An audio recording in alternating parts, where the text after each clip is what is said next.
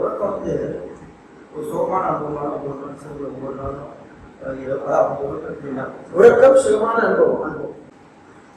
உறக்கம் மரணம் 5ல் இருந்து சார் 50ல் 19ல் மரண வேதனை சத்தியம் என்பது அப்படின்னு சொல்லும்போது இப்போ அந்த ஒரு மரணத்தில் அதாவது இறுதியான காரணம் வேதனையோட புரியும். உறக்கம் மரணம் மரண வேதனை என்று ஒரு இடத்தில்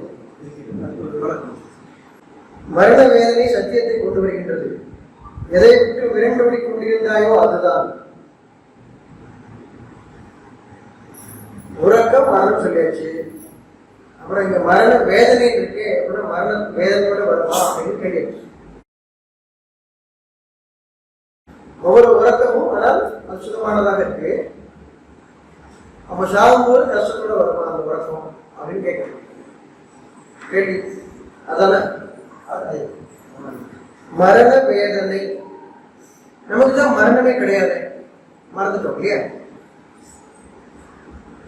யாருக்கு மரணம் இல்லை? நன்மையை நீங்கள் விரும்பி அப்படின்னா எங்கேருந்து விரும்புறீங்க? உங்கள் இறைவனிலிருந்து விரும்புகிறீர்கள். நன்மையை நீங்கள் உங்களுடைய இறைவனிலிருந்து விரும்புகிறீர்கள். அவனுக்கு மரணம். உங்கள் தீமையை உங்களை விட்டு விலக வேண்டும் என்று உங்கள் இறைவனம் விரும்புகிறீர்கள். அதாவது உங்கள் இறைவனுடைய அறிவிப்பை விரும்புகிறீர்கள். கெட்டது செய்யாதே அப்படின்றது அறிவிப்பு உங்கள் இறைவனம் விரும்பு, அதை நீங்கள் விரும்புகிறீர்கள். நான் உங்களுக்கு அறிவித்த இந்த நன்மையை ஏற்றுக்கொள்ளுங்கள் விரும்புகிறீர்கள். இறைவனுடைய அறிவிப்பு. இவர்களுக்கு மரணம் இல்லை. யார் ஏற்றுக்கொள்கிறார்களோ அவர்களுக்கு கவலையும் இல்லை, பயமும் இல்லை. அந்த கவலையும் பயமும் தான் மரணம். போட்டியும் போராமையும் தான் மரணம்.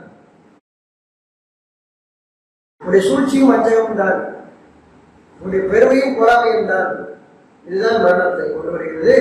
நீங்க அப்படி இருக்கும் போதெல்லாம் உங்க மனதை நினைச்சு பாருங்க. கவலையோட இருக்கிறீங்க, பயத்தோட இருக்கிறீங்க, கோபத்தோட இருக்கிறீங்க, பொறாமையோட இருக்கிறீங்க, பெருமையோட இருக்கிறீங்க. உங்க மனநிலையை நினைச்சு பாருங்க. அது மரணம். யார் அது இல்லாமல் அமைதியை விரும்பியவர்களாக நல்லிணக்கத்தை விரும்பியவர்களாக இருக்கின்றீர்களோ அவர்களுக்கு மரணம் இல்லை என்று கூறுகின்றார். கவலையும் இல்லை, பயமில்லை என்று கூறும் பொழுது மரணம் இல்லை. நீங்கள் வாழ்ந்து ஒவ்வொரு நாளும் வாழ்ந்து கொண்டிருக்கிறீர்கள். நடந்த குழந்தைக்கு செத்துக்கொண்டு பயப்படுங்க. இன்னைக்கு காட்டை விட்டுட்டாங்க, மழை மேல உச்சியில விட்டுட்டாங்க, அப்படி ஏதாவது இருக்கா? அந்த மனநிலை நமக்கு நீங்கள் அந்த சனத்தில் வாடும் பொழுது இருக்கிறது. என்ன கொண்டு வந்தீர்கள்? கொண்டு வந்த என்ன கொண்டு போக போறீங்க அப்படின்னா கொண்டு வந்த எனக்கு கொடுக்கப்பட்டது. நான் பிறக்கும் பொழுது எனக்கு கொடுக்கப்பட்டது. ஒவ்வொருவருக்கும் கொடுக்கப்பட்டது அர்த்தம். அதை நீங்கள் பாதுகாத்துக் கொள்ளுங்கள், பேணிக் கொள்ளுங்கள். அதற்கும் உடைய இறைவனுடைய உதவி தேவை. இப்பொழுது உங்களுக்கு மரணம் இல்லை, கவலையும் இல்லை, பயம் இல்லை. எப்படா கவலையும் இல்லை, பயம் இல்லை? நீங்கள் அந்த நாளில் நீங்கள் வாழும் பொழுது இன்னைக்கு எந்திரிச்சேன், இன்னைக்கு இந்த நாள் நான் பிறந்த நாள். ஒவ்வொரு நாளும் நீங்கள் பிறந்த நாள். அந்த நாளில் நீங்கள் அந்த நாளின் கவனத்தை வாழ்ந்தீர்கள் என்றால் நீங்கள் பிறந்த நாள். நேற்று நினைச்சீங்க, நாளை பற்றி நினைக்கிறீங்க, அது உங்களுக்கு பிறந்த நாள் கிடையாது. பயம் வந்துடும், உங்களுக்கு கவலை வந்துடும், பெருமை வந்துடும். அது பிறந்த நாள். பிறந்த நாள்ல உங்களுக்கு அந்த கவலை பயம் இருக்காது. பிறந்த நாளே தெரியாது. ஆனா இன்னைக்கு நீங்க பிறந்த நாள் நினைக்கிறீங்க இல்லையா? இப்ப உங்களுக்கு பெருமை வரும், கவலை வரும், பயம் வரும். கேட்க வந்தா பெருமை, கேட்க வராட்டி கவலை. பிறந்த நாளை நினைக்கும் போதே மரண நாளும் உங்களுக்கு ஞாபகம். அதுதான் உங்களுக்கு அது. பின்னாடி போனீங்கன்னா முன்னாடி போவீங்க. முன்னும் பின்னும் ஆக்குவதெல்லாம் வழிகேடு. அந்த நாளை நீங்க வாழ்றீங்க, உங்களுக்கு மரணம் இல்லை. ஒவ்வொரு நாளும் அந்த நாள் நீங்கள் பிறந்த நாள். ஏன் பின்னாடி முன்னாடி போறீங்க? பின்னாடி முன்னாடி போனா நீங்களுக்கு இறந்த நாள். கவலையும் வரும், துக்கமும் வரும். அதான் மரணம். உங்கள் இறைவோடு நீங்கள் இறை செய்தியோடு இருக்கிறீர்கள் என்றால் நீங்கள் பிறந்த நாள். அந்த நாளில் நீங்கள் இருக்கின்றீர்கள். பிரசன்ட் டே, அந்த நாளில் நீங்கள் இருக்கிறீர்கள். உங்களுக்கு மரணம் இல்லை. உங்களுக்கு 10 வயசா இருந்தாலும் சரி, 100 வயசா இருந்தாலும் சரி, எத்தனை வயசா இருந்தாலும் சரி, அந்த நாளில் நீங்கள் இருந்தால் நீங்கள் கடந்த காலத்துக்கு போகவில்லை. சின்ன வயசுல நான் அப்படி என்ன திறந்துட்டீங்க, வேலை வந்துச்சு அப்படி நினைக்கும் போதே அப்பெல்லாம் எனக்கு அப்படி இருந்துச்சு இப்படி இருந்துச்சு, நான் அப்படி இருந்தேன். மரணம் மரணம் உங்களுக்கு பயத்தை ஏற்படுத்திக்கிறது. அதெல்லாம் வச்சு பாக்குறீங்க. அந்த நாளில் நீங்கள் வாழும் பொழுது உங்களுக்கு மரணம் இல்லை. கடந்த காலத்துக்கு போனா உங்களுக்கு வேலை வந்துடும். இப்ப மரண வேதனை யாருக்கு வருது? நீங்க கடந்த காலத்துக்கு போயிட்டீங்க.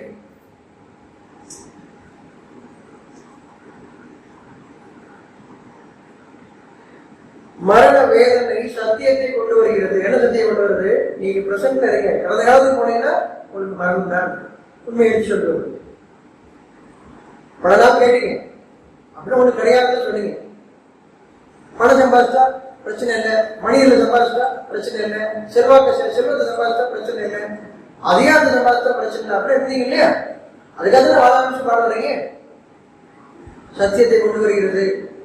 என்ன சத்தியம்? நீ கடந்த காலத்துக்கு போறீங்க.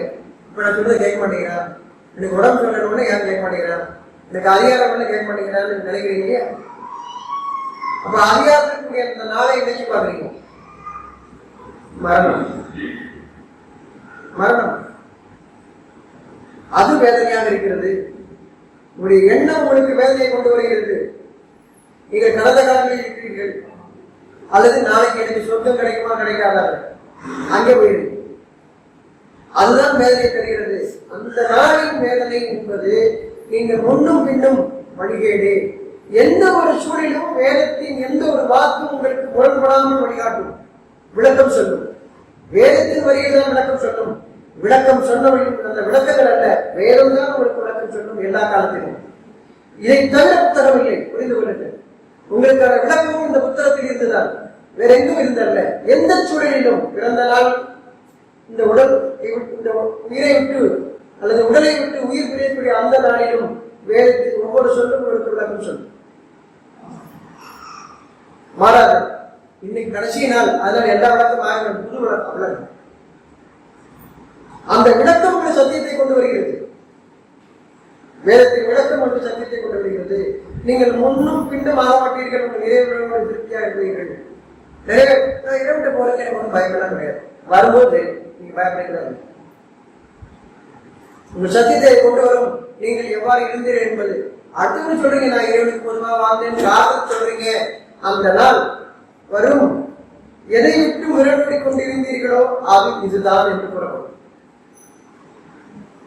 எல்லாரும் நீ நல்ல விதமாக நினைக்கணும் அப்படின்னு நீங்க பேசுறீங்க இல்லையா? இப்ப நல்ல விதமாக நீங்க நினைக்கிறீங்களான்னு பாருங்க. உங்களுக்கு உங்களை பற்றி நீங்கள் நல்ல விதமாக நினைத்துக் கொள்கிறீர்களா என்று நீங்கள் பாருங்கள். அடுத்தவர்கள் பார்ப்பதற்காக அல்ல. நீங்க பிறக்கும் போது எல்லாரும் பார்க்கணும் விரும்புறது இல்ல, சாகும் போது எல்லாரும் பார்க்கணும் விரும்புறீங்க. யாரும் பார்க்கறீங்க போது உங்களை பாருங்க, நீங்க பாருங்க, முடியுதான்னு பாருங்க.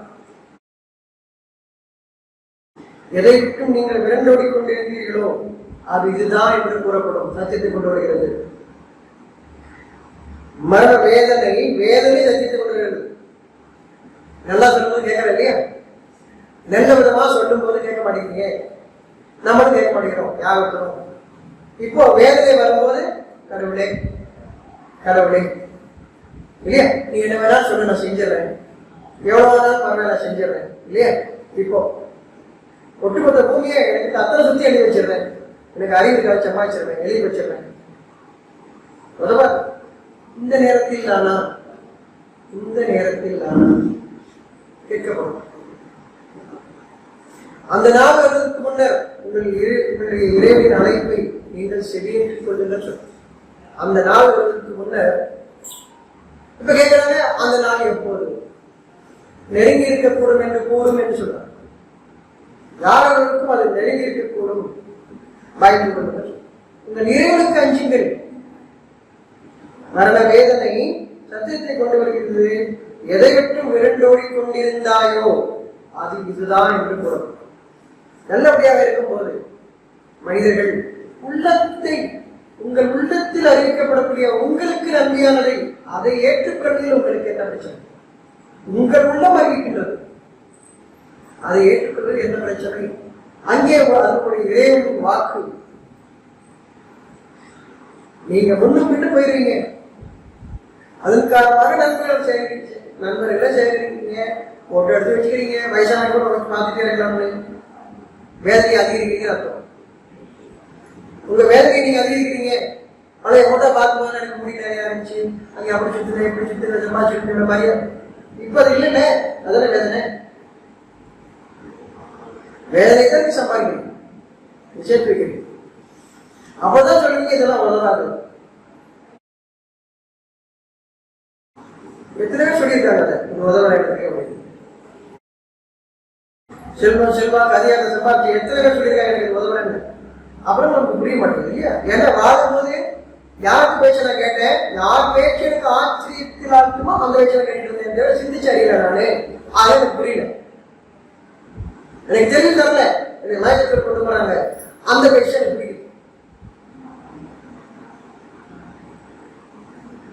இறைவனுடைய வாழ்க்கையை இறைவன் நமக்கு தெரிந்து தந்த அந்த வாழ்க்கையை லேசானதுன்னு சொல்லலாம். சாமி பற்றி தெரிஞ்சுட்டு உண்மை தெரிஞ்சா மனசு ரொம்ப கஷ்டமா போடும். அப்படின்னா கிடையாது, கிடையாது. உள்ளட்சம் உடையவர்களுக்கு இது லேசாக இருக்கும், மற்றவர்களுக்கு இது பெரும் பாரமாக இருக்குன்னு அவனே சொல்லும். அப்ப யார் உள்ளட்சத்தோடு இன்றைய வாழ்வு நீங்க பிரசன்ட்ல இருக்கிறீங்க, இந்த நாள் எனக்கு கொடுக்கப்பட்ட நாள், ஒவ்வொரு நாளும் அப்படிதான். நீங்க முன்ன பின்ன போகாதீங்க. உடனே அந்த நிமிஷமே உங்க நிமிஷத்துல உங்க மனசு கவனிங்க, எவ்வளவு பயம் கவலை இருப்பாரு.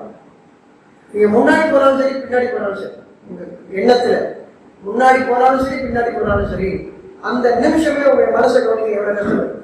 அதுதான் வேதனை, அதுதான் மரணம். இன்னும் புரியவில்லையா? அதை உணரும் பொழுது ஏன் எனக்கு அப்ப ஞாபகம் மாட்டேங்குது, அப்படி கவலையா இருக்கிறது கூட ஒரு பெருமையா இருக்கு. நான் கவலையா இருக்கிற எல்லாரும் பார்க்கணும் அப்படின்னு ஒன்று.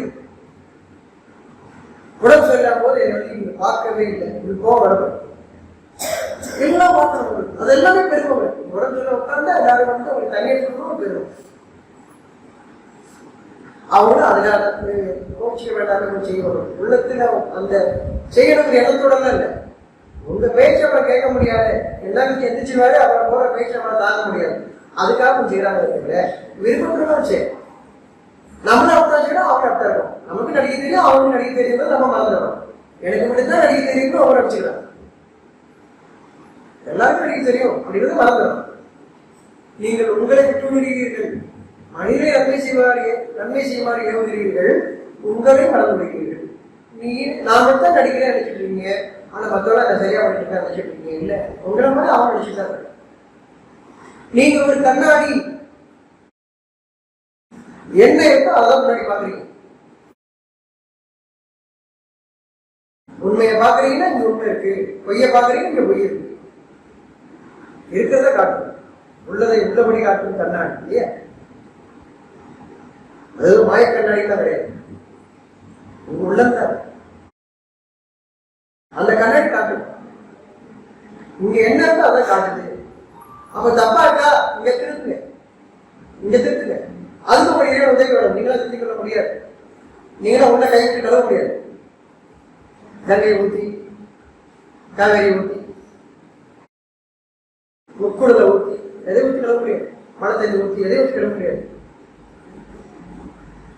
புனித நீரை ஊற்றி எந்த தேய்ச்சி கழிப்பாளத்தை கழுவ முடியாது. பாருங்க, புனித இடங்கள்னு சொல்லிட்டு போயிட்டு வந்தவங்க பாத்தீங்கன்னா வெள்ளச்சட்டை விட்டுருவாங்க, என்ன மஞ்சள் விட்டுருவாங்க, என்ன சிவச்சட்டை விட்டுருவாங்க, கரைச்சி விட்டுருவாங்க. அவங்க மாட்டு தான் அவங்க அடிச்சுட்டாங்க.